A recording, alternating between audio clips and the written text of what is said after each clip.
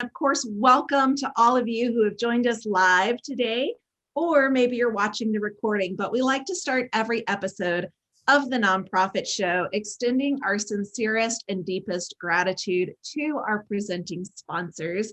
You can see their logos right in front of you.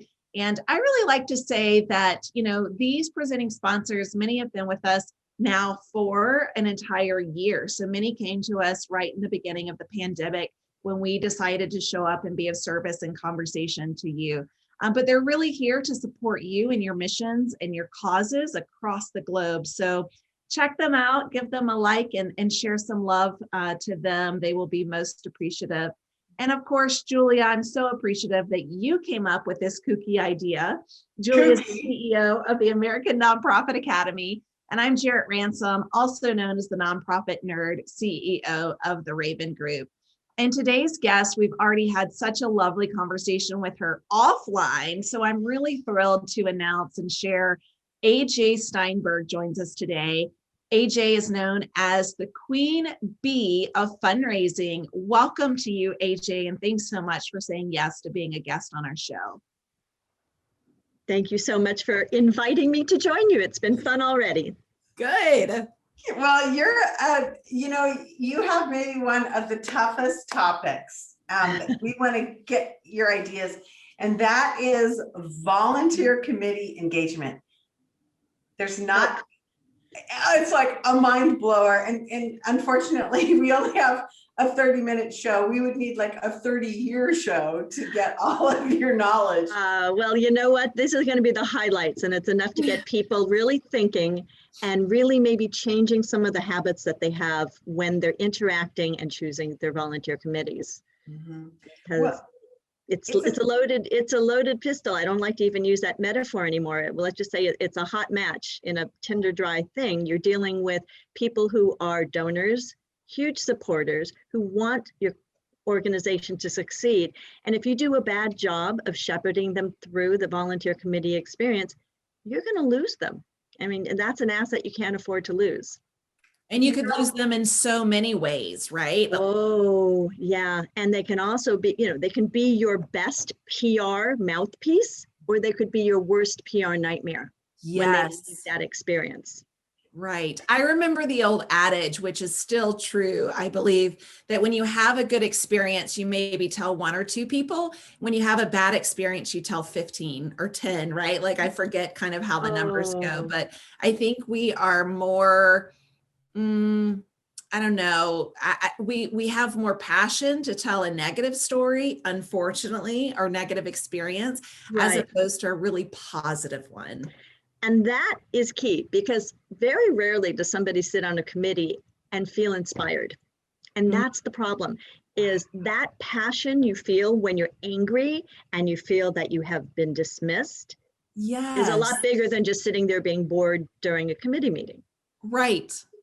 So smart. And that is absolutely, I think that's crazy, right?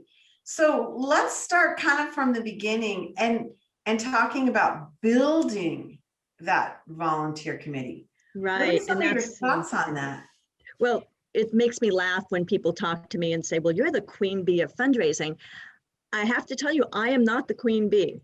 That is not why my company is called Queen Bee Fundraising. My company is called Queen Bee Fundraising because I look at your event committee or any committee as a beehive, and no beehive can exist without the queen bee. And the queen bee is the influencer, the people who bring the worker bees to the hive, the people who have the strong driving personality to keep everybody else inspired. Hence, the queen bee of Queen Bee Fundraising is all those committee chairs who are out there. And I would say that if you have a hive, there's always queen bees, worker bees, and then there's drone bees.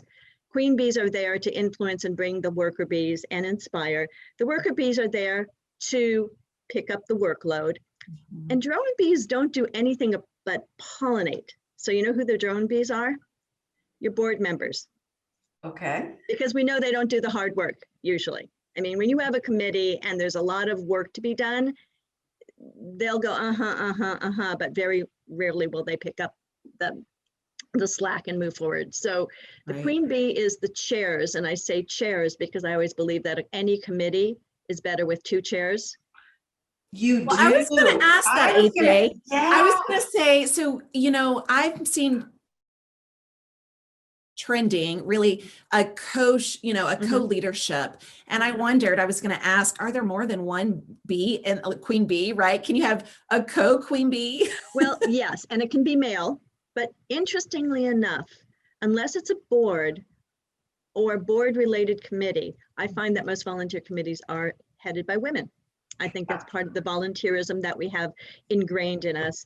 The reason that I like to always have two queen bees is, first of all, it's more fun to have somebody to knock your head around with and come up with ideas. Yes. It's less scary than having all the responsibility on your shoulders.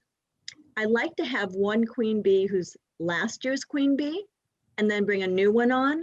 So there's Perfect. continuity. Right. And we're not reinventing the wheel every time, which is one of the big mistakes that nonprofits make. Continuity and transition, right? Like kind of an ease of transition and Right. a sharing of institutional wealth and knowledge. Institutional wealth and knowledge and real wealth, because I look at everybody who sits on a committee, every single person is an asset, and they bring more assets to the table. So you're saying, well, that's kind of monetizing people in a real weird way, but it's not, because every single person who comes to a committee brings connections, potential ticket sales if it's a gala, resources in terms of donated items, and potentially they'll be moving up in the silo for stewardship. Queen bees are the ones who bring their friends in to sit on the committees. And that's why having two queen bees doubles your assets that you're going to be having within any committee. Absolutely. And You know, that's important. I love that you said that, because I've always, you know, you look around and you're like, is this making twice as much work when you have two decision makers? In the for-profit world, you know, we don't really hear a lot about co-chairmans or co-CEOs. I mean, it seems Right. like it creates more problems than it's worth. But in this situation, I think you're right. And maybe it is because it is more female, you know, led. It's an interesting thing. In the real world, you have professionals who have been hired to sit and to perform a task.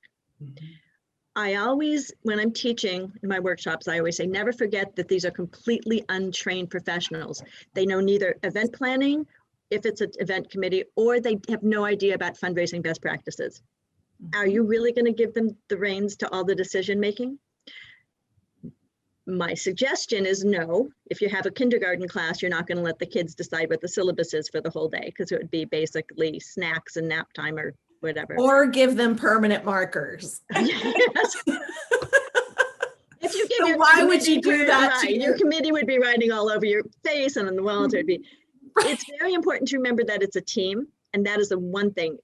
I have seen so many committees fall apart. The worst committee I ever sat on was the over management committee, where the committee members come in, they sit there, and the executive director didn't let them give an opinion. She just told them what had been done the past month. The best committees that I work with are love fests. And I'm not kidding. They're strangers when they start out. It is a high-fiving, chest bumping, can you believe we did this kind of an experience? And that's where the inspiration comes. But we don't just let that come from the two committee chairs. The executive director and I always know where we want everything to end up pretty much. It doesn't mean that we don't have different paths there, but we need to be good at guiding committees and giving them objectives. Now, I always say this, there's three things, the three little words that committees want to hear, those three little words you want to hear are organization, communication, and appreciation, because you cannot lead a committee without first being super organized. That means you know where you want to go, you know how much you want to accomplish, and you know which of those committee members that we really want to pump up because this is a stewardship opportunity. Right.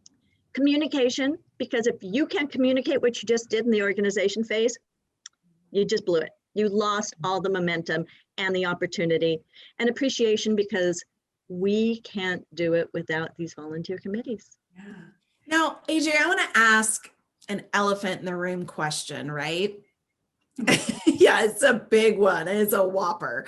How do we find these amazing queen bees? Like, how do we, where are they? You know, where is their hive and how might we engage with them? Because, you know, when we talk about the nonprofit sector, and there's 1.8 million nonprofits in the US, there are so many amazing leaders looking for amazing queen bees, right? And so where are they? And are there enough to go around?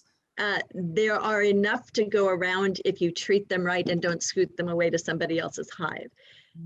Okay. I love it. Yeah. So part of this is cultivating relationships. When you start out and you have no queen bees, you say, we just don't have any chairs, nobody wants to step up. What you need to do is start a relationship with somebody who is a supporter, a strong supporter, who has leadership qualities, and to be a little bit mercenary, who has contacts and assets that they can bring to your committee. Oh, yeah. And you need to massage some egos. I am a big believer that queen bees are divas. And that's okay. We need divas because divas are those influencers. We need to let them know, I always say this, everybody thinks that you are an amazing candidate to be the chair for this. Because when they hear the words, everybody thinks you're amazing, it's hard to sidle out of that. I've had this used on me and I'm like, oh no, I'm stuck because somebody said that I'd be an amazing chair. So you fix your crown and then you say, okay. Tiara, which I should put on. Oh, of course. I don't, because I am the worker bee. I am the worker bee. But the queen bees are there. So what you want to do is you need to be genuine. You need to relationship build. You need to find the person that actually is an influencer with assets to bring. Once you bring the first queen bee on, because you look and see who has worked on committees before, who is a donor, who's a board member's wife. I know that sounds sexist, and it could be a board member's husband in this day and age, but in the real world of nonprofits, and people can yell at me all they want, I just find that in these committees, there's a lot of women who really get things done. And that's a powerful thing for women. This is not a negative thing. It used to be the ladies who lunch way back in the 60s, 70s, 80s, 90s, before really powerful working women. It was the golf and tennis set. They had the time. I believe I belong to a guild. That's one of the biggest money makers for Children's Hospital Los Angeles. I mean, they make millions of dollars for this. It's all used to be really wealthy wives. And then they started bringing people like me on who actually worked and have skill sets. And now it's this incredibly strong machine because they brought on everything. But I digress, sorry. So basically you find your queen bee. And once you have the queen bee on, say, you know what, we'd really love to have a second kind of wingman for you. Who do you feel would be an excellent co-chair for you, who would really be fun for you to work with and really add to this, and let them choose their second in command? So that's interesting that you say, let them choose. I think that's really, really wise. And I suspect that most nonprofits that are putting together volunteer groups, they don't ask. They kind of assume, okay, these are going to be the two people we want to work together. Right. And it's not very much fun if you don't get to work with somebody that you really mesh with. Yeah. And that's when there's dissension. Anytime that you have a well-oiled machine of a team for your committee, that's when you really have enthusiasm and the passion, as we were talking about, which makes a difference. For people will ask their friends to come, and they will ask for people to make donations if they're enthused. When two people don't agree, then there's dissension in the ranks, and then there's kind of some small talks, and then the teams break up into little cliques, and that's a miserable situation to have to work into, especially for the nonprofit professional. Who's leading it, who's supposed to be the leader. If you're a good leader, you're not going to let that happen. But so there's a leader. Remember, the beekeeper is the nonprofit professional who is there guiding the committee. So as part and parcel to that, then let's ask you how you can keep your volunteers on track, because it's so easy to say, okay, we're going to have our annual luncheon. go get them, Tiger. And then before you know it, they've turned it into like a 50s sock hop theme. Oh my God. Oh my gosh. Okay. So those terrible ideas like the 50 sock hop things. Okay. This is going to be awesome because I use this not only for my committees, I use it for my husband and my kids and anybody else. When you have terrible ideas and being thrown out and everybody else is starting to nod their head like, oh, a 50 sock hop for our 50th gala. Oh, such a great idea. And you're thinking, oh God, no, please, that's a terrible idea. My strategy is praise, delay, distract. So what we do is let's use a sock off theme. You know this is going to be a black tie gala. You know you need to raise $500,000. And these are older people and they want to do a sock hop, and suddenly people are starting to look interested in the sock hop.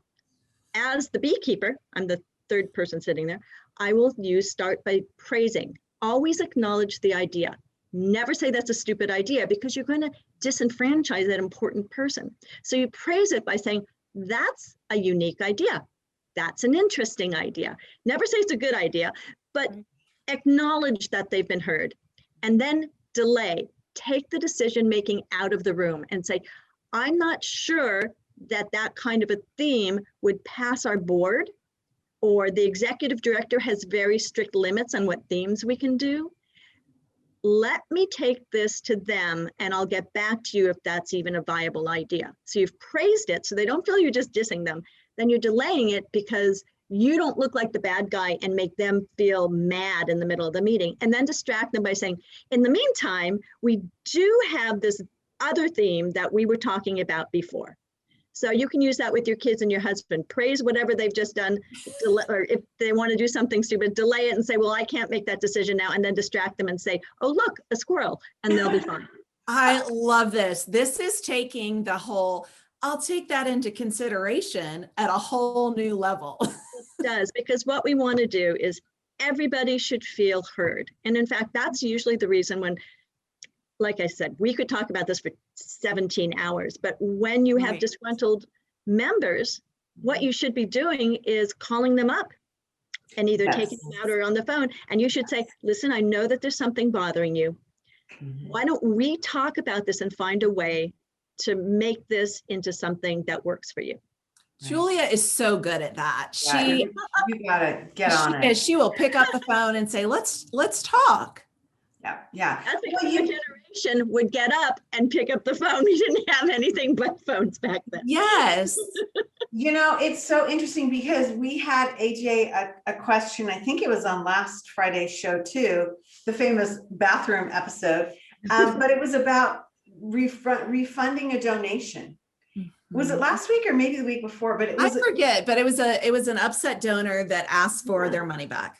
Or even was so upset. The question was, should we give them their money back, and let them, that phrase, bless and release, let them go on and do something else.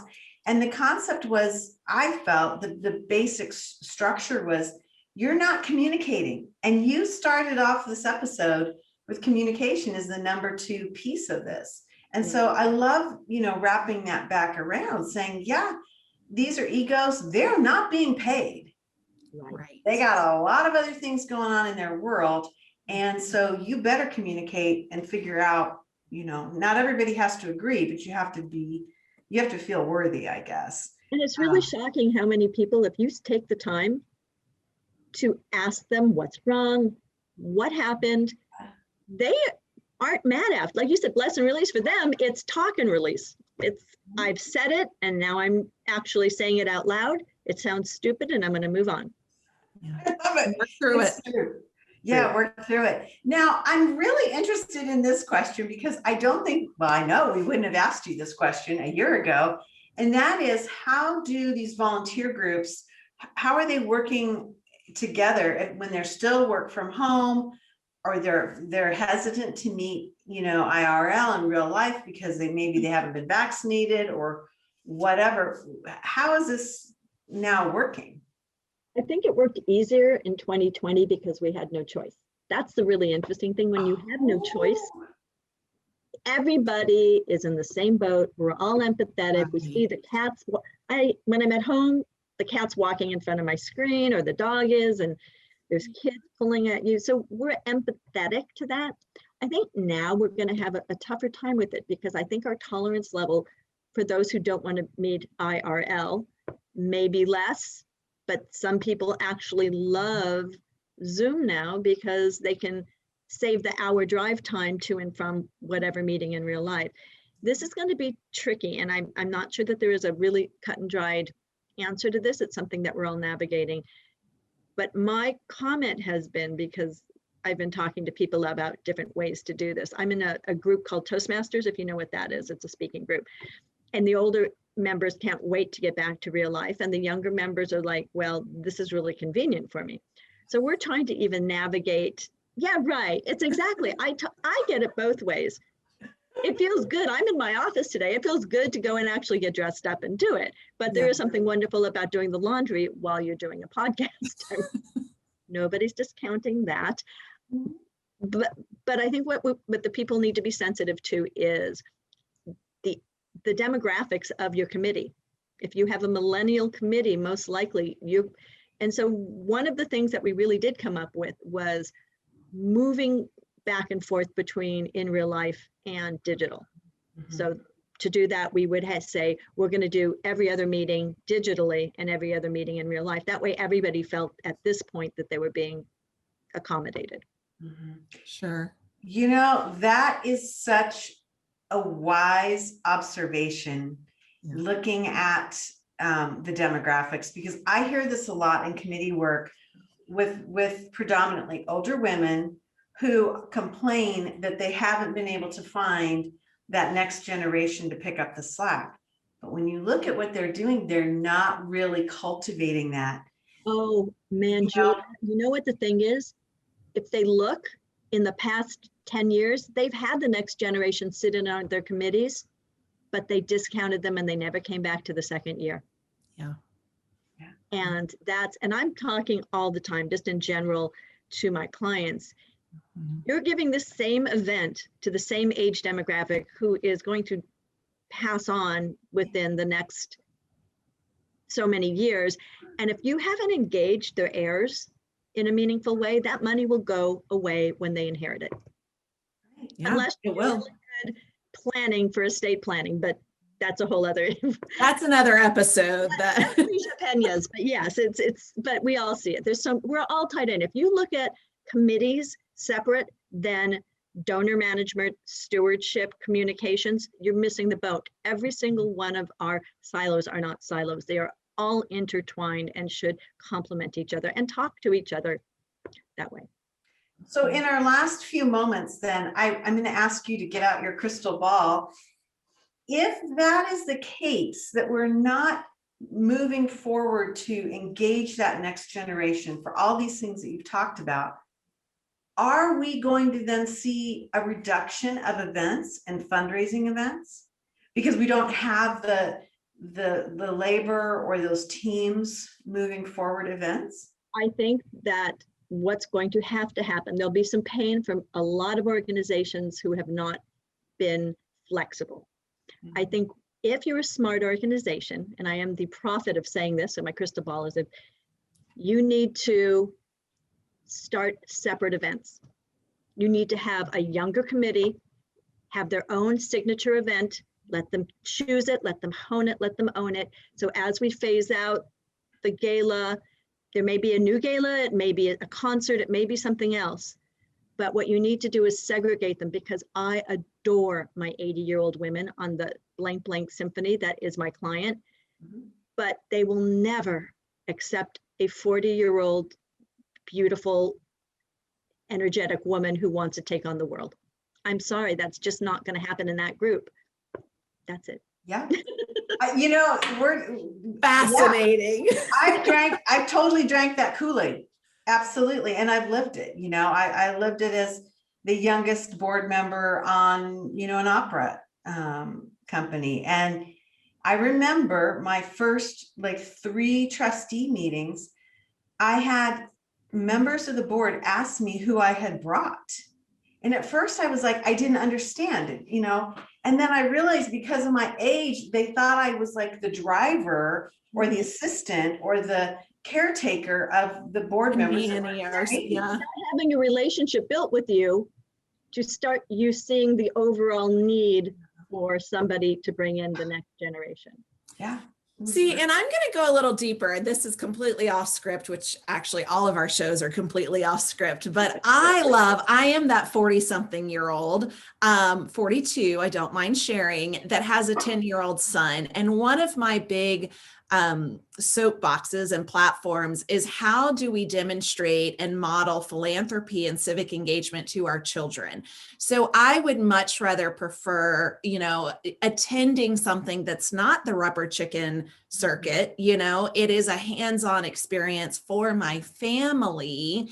So then I am modeling philanthropy. I'm engaging my child in the act of philanthropy and then planting those seeds so that in my case, he then, when he grows older and has the opportunity, time, talent, or treasure, whichever of those three that he, you know, is able to give, I love those experiences. Like those are the events that I really am passionate about being a part of as well as attending. So I think there's an audience and there's an event and there's a venue that meets all of our demographics.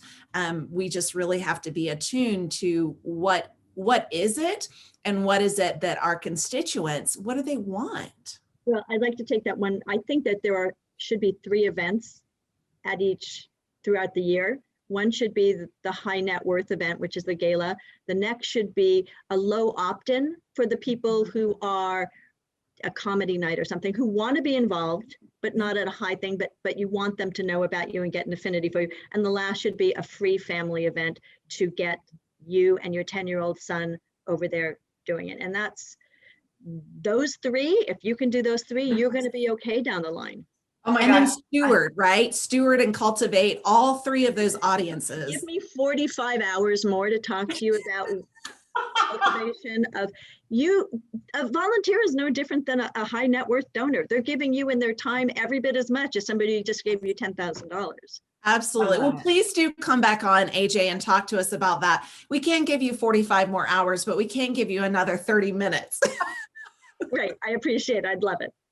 Well, you've been great. I mean, I love so much of what you said. I love that you've articulated some things that were like kind of percolating in my brain. And so this is great. Here's AJ's information. She's got a really great website. So you need to check it out because I think if you joined us for the Chitty Chat, AJ spent some time on the social side of the entertainment and gathering business, if you will, from bar mitzvahs and weddings to transitioning to, you know, the nonprofit sector. So it's really a cool background that you have. And I think that's probably why you are so incredibly wise, AJ. It's been fun having you with us. Again, I'm Julia Patrick, CEO of the American Nonprofit Academy. I've been joined by the nonprofit nerd herself, Jarrett Ransom.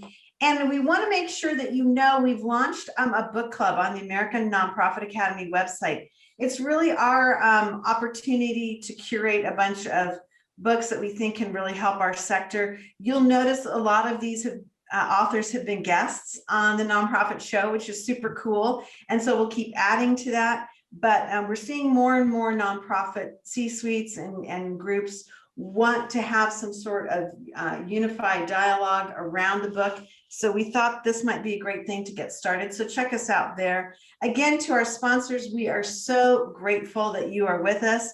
We want to acknowledge Bloomerang, Boardable, Mission Met, Fundraising Academy, Staffing Boutique, Winspire Moves, Management, Nonprofit HR, and of course, the American Nonprofit Academy and the nonprofit nerd herself, Jarrett Ransom. So we are so delighted that you would be with us today. Wow, Jarrett, another great way to start the week. I cannot believe it. It's Monday. Fabulous guest. I know I'm going to do some more research on your website to find some wonderful, I want to call them nuggets, but it's got to be like drops of honey or something is what I should call it.